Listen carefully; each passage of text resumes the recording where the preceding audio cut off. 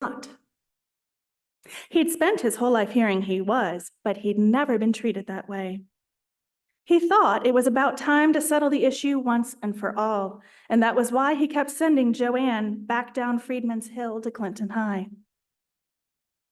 Way Herbert saw it, white people's currish behavior toward him, toward his daughter, toward the other 11 students, toward the residents of the Hill, well, all that ugly hatefulness wasn't really about the Black people at all. It was an infection. No, it was an infestation in the white people's souls, an invasive weed planted inside them when they were infants.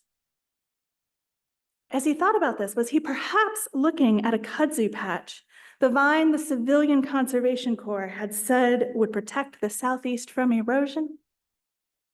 Racism was supposed to remind white folks of who they were and who they belonged with. But the vine and the malignity grew and spread, one across the landscape and the other across souls, choking out all life wherever they took root. Sometimes he'd seen white folks try to prune their hateful, noxious weeds, a painful process that was only a temporary fix. Prejudice spawned 1,000 feeder roots that popped back to life, as I think we have seen in the last decade of American history. What would it take to exhume all the taproots and runners and tubers and seed pods keeping hate alive in white people's hearts?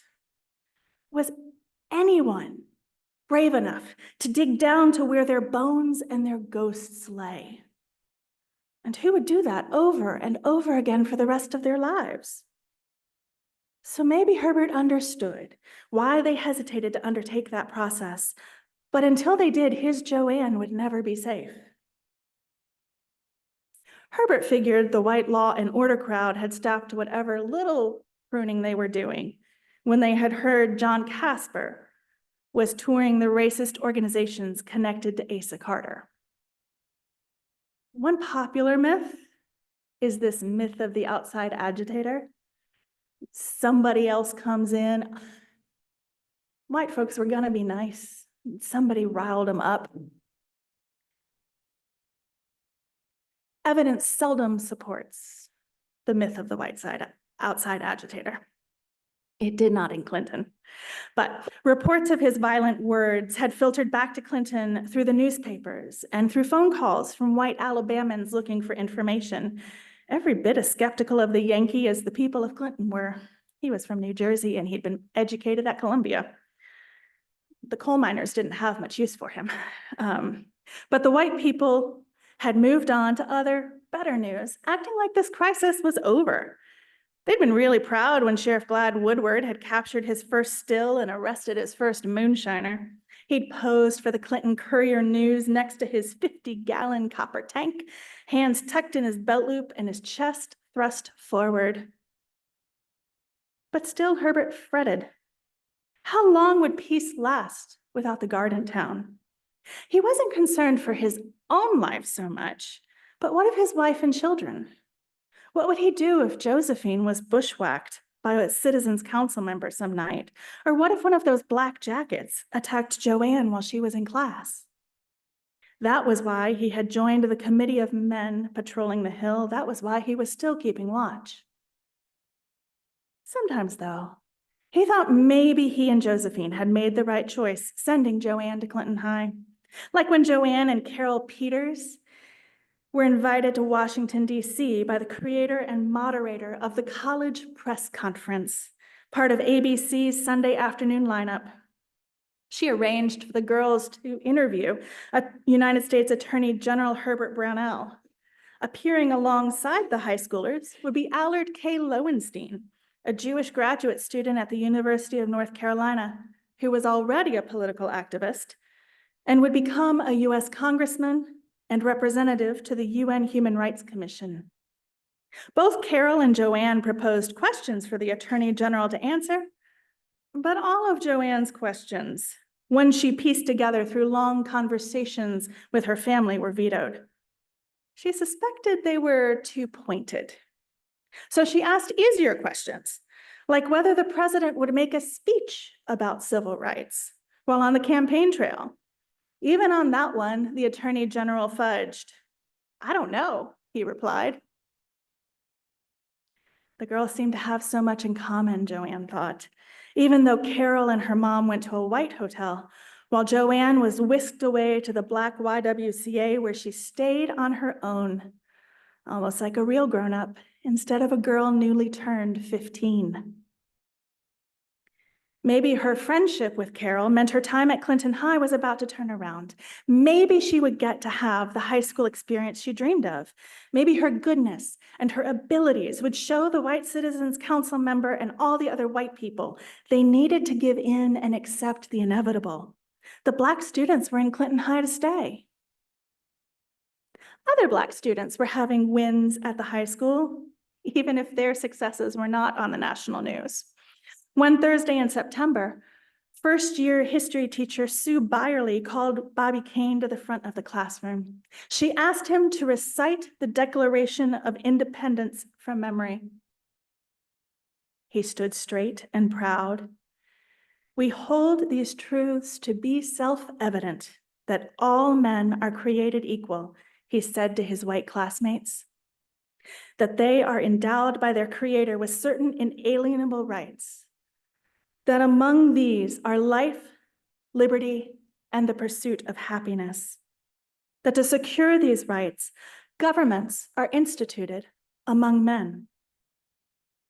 He made it to the end of the document without a stutter or a stammer or a misplaced word. This, his public reclamation of the American dream, was his first real academic achievement at Clinton High School. And it was one all the students' parents could feel real swelled up over. But talking to Bobby's parents, Herbert knew the strain of the preceding weeks had already changed their son. He reminded me of the men I had interviewed when I served as a Marine combat correspondent in World War II, reporter George McMillan noted after he spoke with the boy that same week. As we talked, drops of sweat gathered on his forehead and began to run down his cheek, and he pressed his palms together nervously. George thought Bobby had already blocked some of his memories, because when he tried to answer questions, his words would trail away and he would seem to get lost in his thoughts. It is impossible for men who have really had it to talk about their experience until their memories have had an interval in which to reject the intolerable, George explained to his readers. He suggested that the violence of the past few weeks had given the teen combat fatigue, or what we'd today term post-traumatic stress disorder. Bobby'd always been patient and kind with his siblings, but lately he'd been snapping with them, sometimes without any provocation. His mother thought about lecturing him, but how could she add any more stress to his days? Surely it was enough that he awoke, dressed, and walked down the hill to school.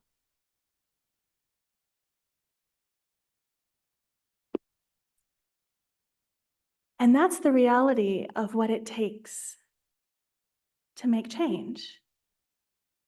It means doing something as simple as going to school, as saying, I have a right to be here, or this other person has a right to be here. I think so often we think about massive moments of social revolution as being Martin Luther King standing in front of the Lincoln Memorial. We think of it as being Rosa Parks taking a seat on a bus, Barack Obama talking about race to all of America. And those are important moments, but those are not the moments when real change occurs. Real change is about everyday, ordinary people deciding their world will be different from here on out. And for me, that's the real message of my work.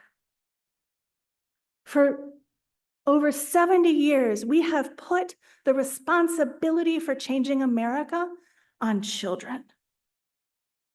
We've demanded 13 and 14-year-olds at times walk into the middle of literal firefights for change. We have expected 5- and 6-year-olds to either receive far, far less than they need when it comes to education, or we've bussed them across town. We've gutted historic institutions. And one of the realities of segregation was that within Black communities, for many, many people, while it did come at a terrible cost, it was also a place of protection. It was a place of safety, especially for children. It was a place where kids didn't have to hear the N-word. It was a place where they learned Black history. It was named for local heroes. It gave Black women who a wonderful job. It created a Black middle class. And in the process of desegregating, you might notice I am not saying integrating. We've never tried that. In the process of desegregating America's schools, we gutted all of that and destroyed it. And we have left generations of children unprotected. And the solution is not reinstituting a busing order. The solution is that every one of us in this room looks at our little corner of the world and says, what can I change? If you're a banker, how can we begin actually creating equity in banking practices? Because if you look at who gets small business loans in America today, a white person and a Black person who have exactly the same credit score, exactly the same resources, exactly the same equity, file a loan application, and the white person is exponentially more likely to get that loan. If you're a realtor, how do you decide where you're going to show people houses? How do we decide what's a good neighborhood and a bad neighborhood? The reality of the continued segregation of American schools is that it is a residential segregation. Residential segregation has greatly deepened in America today. When we start to introduce white people into traditionally Black spaces, we just gentrify. What would it look like to begin creating community? Community across racial lines, community across spiritual lines, community across class lines. How do we do that on an individual level? And how do we grow that into an America where tomorrow's kids can actually be safe walking to school? I had told the AV team here that I was going to be really, really easy, that I hate PowerPoint, and they did not need to worry about me. Then last night, I never sleep the night before I travel. It's a terrible habit given how much I travel. But I was trying to be bored, and so I went back to Twitter for the first time in about 6 weeks. And first of all, you never get bored on Twitter. You get mad on Twitter, but I forgot that. But somebody had posted a YouTube video from here in Louisville. It had been posted on August 7th. It is by the Real Young Prodigies. We got one fan. And it,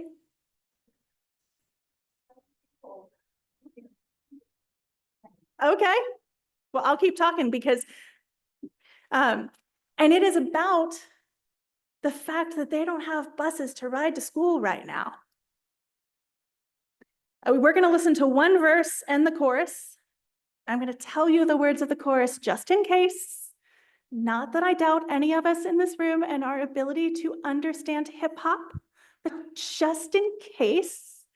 Oh, did we lose him? Oh, well, tell him I tried. But the chorus is, where my bus at?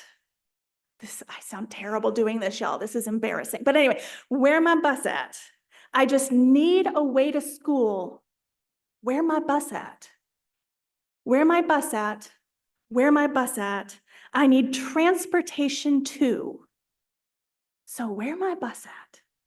Like I said, we're going to listen to a portion of it. Then you need to go home and actually watch it.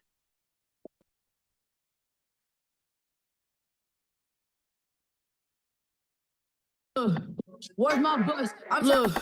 Where's my bus? I'm trying to get to my destination. Jumping the bar, they hesitating. Been up since 5, I'm done with waiting. I need a lift, I need an Uber, I need a truck. Might hop on a scooter. Who can look after my brothers and sisters? She don't got a ride, they told us to move her. I'm a good kid. I stay in class too.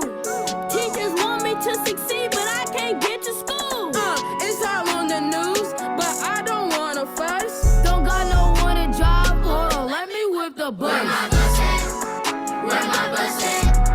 I just need a way to school, so where my bus at? Where my bus at? So where my bus at? I need transportation too, so where my bus at? And I wish that it was back like it was before. But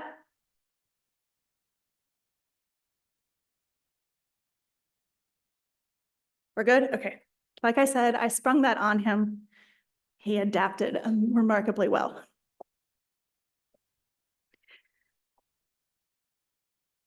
But our kids need us. I'm going to close my portion of this with a final reading. Julie Andrews started at the beginning, now we're headed to the end, but here we go. From within their classrooms, Clinton's students and teachers stood on the front lines of the conflict. They were the ones who actually desegregated the school, not the judge or the lawyers or the National Guard.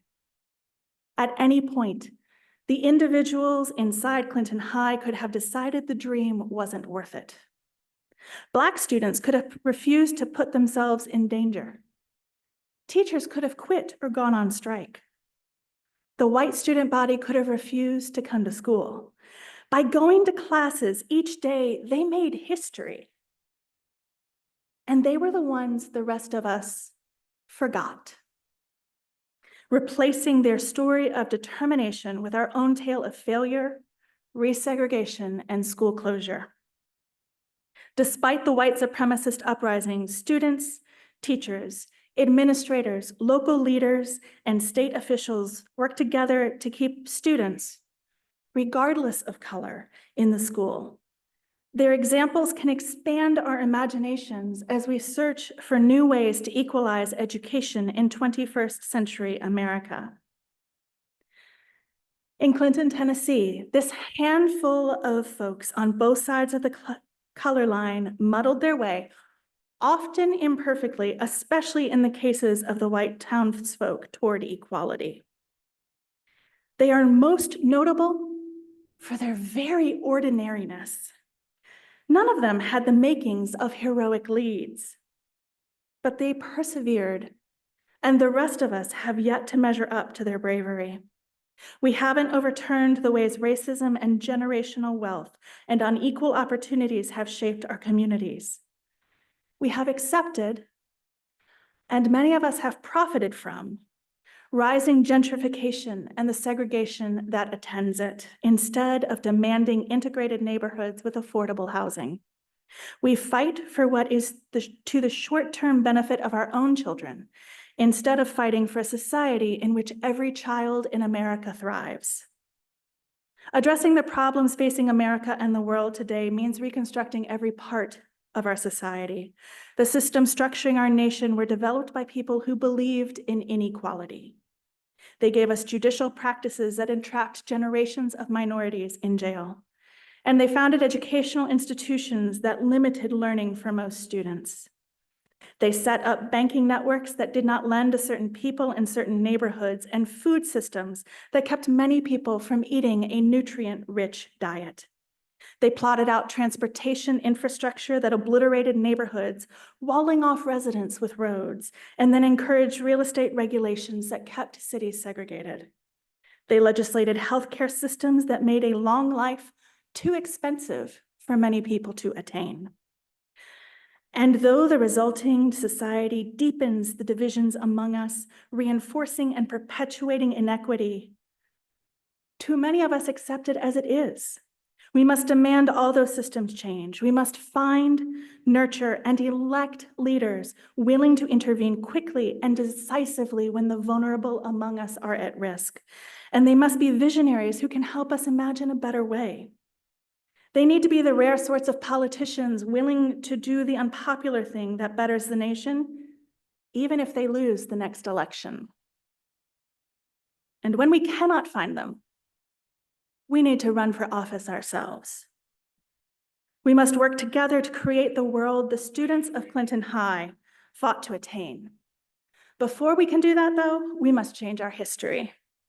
When we remember the Clinton 12, the Little Rock 9, the students who claimed seats at the Woolworth lunch counters, and the myriad of other young faces around the South as bronzed statues frozen in time, when we celebrate their actions as examples of a triumphant past, we participate in the storytelling that allows America's educators, policymakers, and voting public to pretend that segregation and racism no longer exist. The 12 Black students of Clinton, who were Joanne Allen, Bobby Kane, Anna Teresa Caswell, Minnie Ann Dickey, Gail Ann Epps, Ronald Hayden, William Latham, Alva J. McSwain, Maurice Souls, Robert Thacker, Regina Turner, and Alfred Williams, they deserve better than that. It's time we pick up their fight.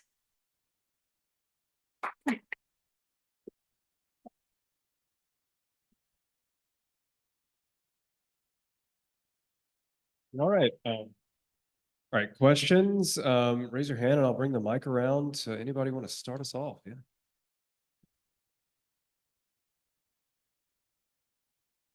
Thank you for coming. Okay.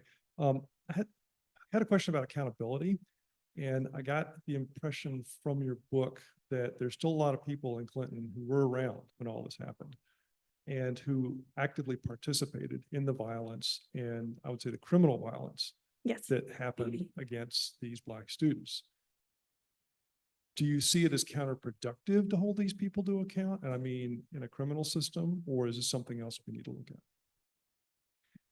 Well, in the case of Clinton, the statute of limitations has run out on all of it. So there is no judicial accountability to be had. One of my best friends is also a very active prison abolitionist, so I have increasing number of questions about the efficacy of imprisonment as a means of holding people accountable. Every time I talk to her, she challenges me a little more on that one. I'm wrestling, because we do, I'll spare you our conversation we had last night.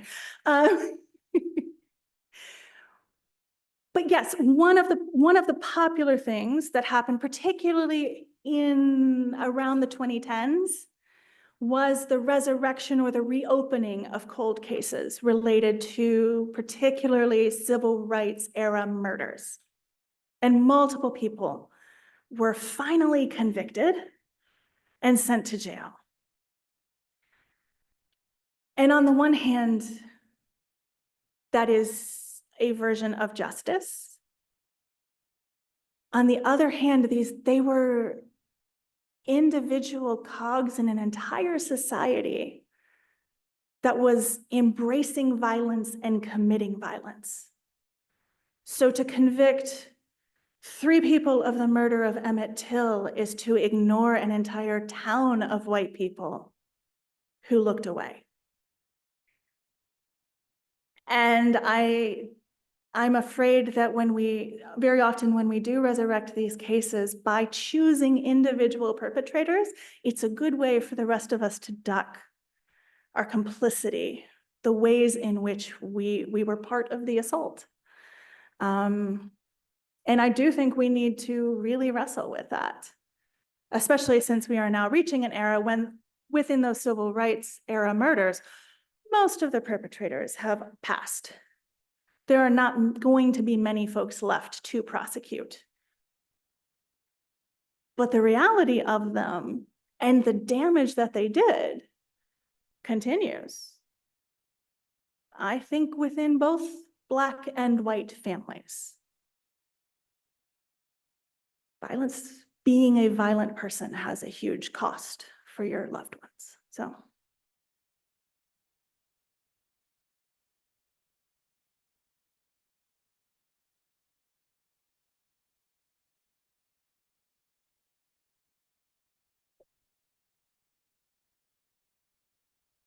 I agree with you wholeheartedly that we put the burden on our children.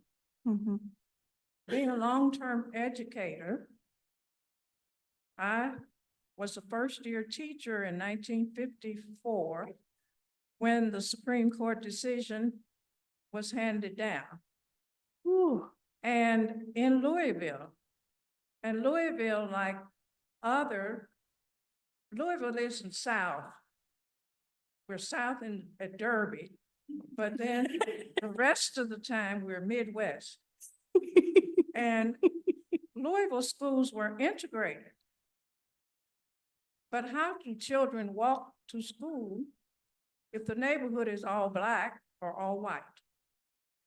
And the burden is put on the school system to do this. And we cannot fight, you could correct the banks and the real estate people. It's impossible. I worked with a project. They built a new school in a neighborhood that was changing. This project's goal was to keep the neighborhood from changing. In September, when we opened, we had 600 white children, 300 Black. In June, when we closed, we had 300 white and 600 Black. The real estate agents had come through the neighborhood and was telling the parents, people who look like me, are coming. And if you want to maintain the value of your house, you need to sell it. Mhm. Most of the time, your house is your biggest investment. So if you're going to lose if you are told you're going to lose your investment if you don't move, what are you likely to do? Mhm. So we have to get all the systems working together. Don't put the burden on the school system, because the children are the ones who are traumatized. Yes. There are other things I can tell you about Louisville and the riots against busing. It was not desegregation. It was against busing. Mhm. Again, having to do where children lived. That did not happen until the 1970s. Yeah. But the schools had been integrated in 1955. And I'm a product of desegregated schools, and the universities in Louisville were integrated in 1951. So we are not South. Yeah, I will say as a lifelong Tennessean, we spent many, many, many times saying, Kentucky's not the South. We're the South. Kentucky's not the South. No, one of the moments that just flabbergasted me as I was digging into the story of Clinton High is that when the desegregation order is handed down from the federal judge, the school board does nothing with it. They tell the principal to figure it out. They did not meet with Principal DJ Britton Jr. until December of that year.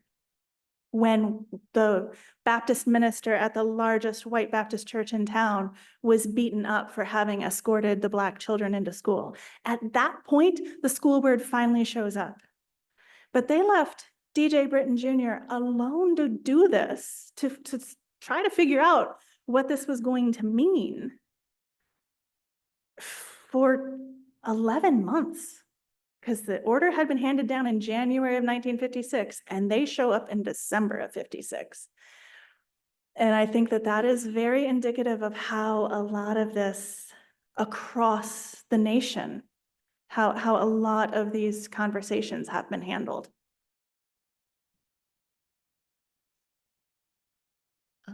I don't know if I should even begin this can of worms, but Ooch, please.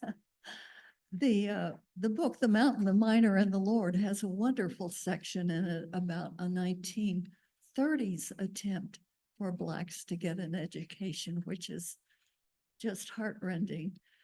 But I'm a school teacher, and in the last school that I went to, it was a TAP school. That's a teenage parent school, and my classes of 10th grade girls was usually all Black and all female.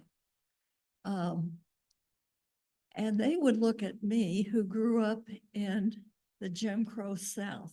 I didn't know it, but I grew up protected all of my life. And they looked at me as an outsider that would never have anything, well, they just wouldn't have anything to do with me. I never understood, and I couldn't overcome that chasm. I was trying to teach them things that I thought would help them become self-sufficient in the world that I knew. And I was told that they didn't have to work. They just had to keep having children. And I never knew how to help. And I wanted to. I knocked myself out to be supportive and to increase their chances of being something else. But I had been protected all of my life, and they had never, ever been protected and were parents, single parents at age 14 and 15. And I wonder, at sending them to school is great, but there is a point at which change has to be deeper than school. You are suggesting that, but I don't think that the schools are the cause or the vehicle of change. It's just where most people can get together someplace in our society. It's not available to us any other way or any other place. Yeah. Black women have been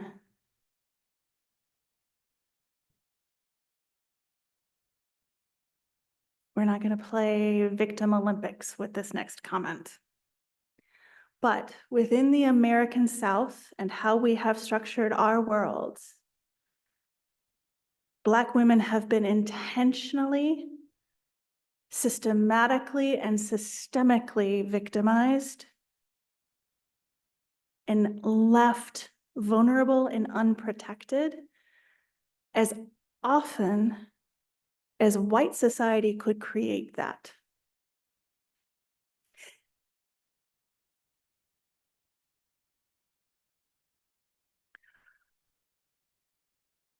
Violence within American society, particularly the system of violence against children, regardless of who the individual perpetrator is a product of white supremacy.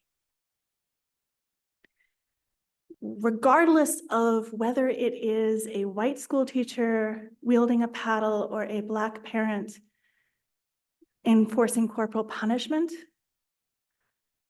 all of that goes back to how enslavement happened, to what was necessary for a Black child to survive on a plantation. And within that system, which we have never fully eradicated within our world, you and I, because of our white skin, were given protection. We have magic genes, apparently. Our progeny must be pure. But in order for us to be put on that sort of pedestal, other women were left vulnerable. And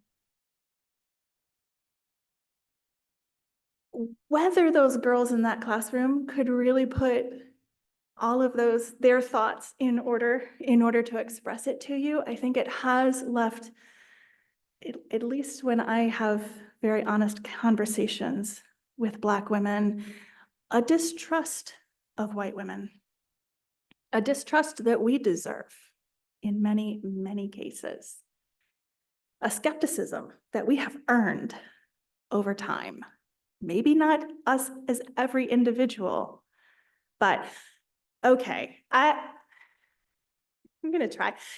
Is anybody here on TikTok? You and I will do it. All right, okay, for the rest of you, you should get on TikTok. It's actually where some of the best cultural conversations in America are taking place right now, and that's why it's getting banned. But that's my analysis of it. I can't tell you the quality of conversation taking place on TikTok right now. But there was a trend, lots of trends on TikTok, but there was a trend in which lots of white women were talking about, would you rather be stuck with a bear or a man? Oh, choose the bear, right? Like, if he attacks you, he'll mean to kill you, or whatever it was, right? And then Black women got on Twitter or on TikTok and said, would you rather be trapped with a white woman or a bear?